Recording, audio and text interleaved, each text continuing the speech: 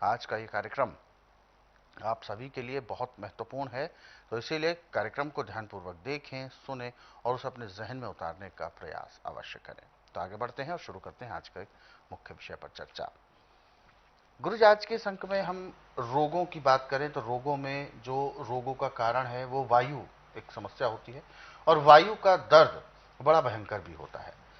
लेकिन इससे पहले कि हम रोग के लक्षण कारण को जानें, सबसे पहले तो मैं जानना चाहूंगा कि वायु किस तरीके से शरीर में विचरण करती है, क्या रोल होता है वायु का, मतलब क्या है?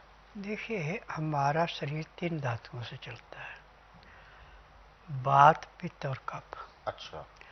ये तीनों बराबर हैं तो हमें कोई रोग नहीं है। जब तीनों में से कोई एक बढ़ जाता है, कोई एक घट जाता है, तो हमें रोगों से ग्रसित होना पड़ता है। अब जिन्होंने हमेशा ठंडी चीज़ों का सेवन करना, उनका वायु बढ़ जाता है।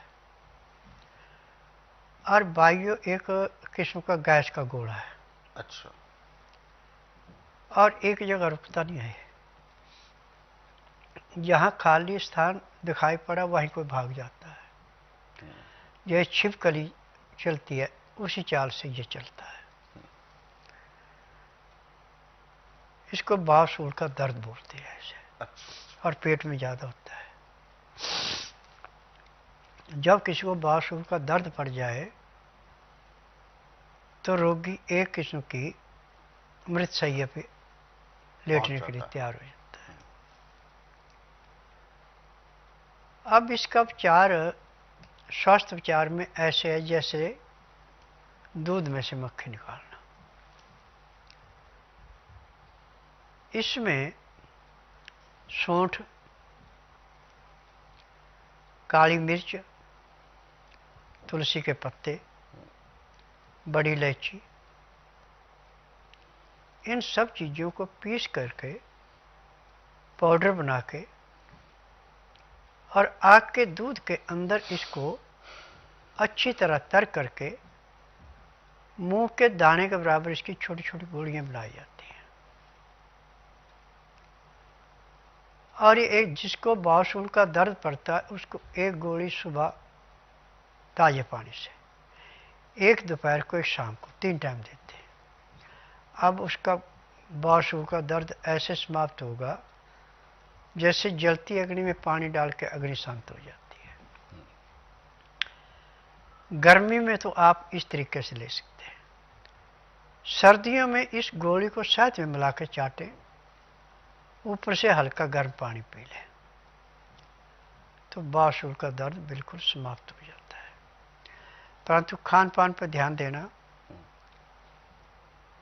कि वायु पैदा करने वाली चीज़ें कोई भी रोगी को ना दें, बल्कि सबसे अच्छा तरीका है कि रोगी को खड़ा करें, पीने वाली चीज़ है तो गिलास में रखें, और सूखी चीज़ है तो हाथ में दें, और उसको कहीं यहाँ दिल पर हाथ रख दें, और दाएं हाथ ऐसे सीधा कर दे और बिल्कुल खड़ा रहे, और टाइट रखना हाथ।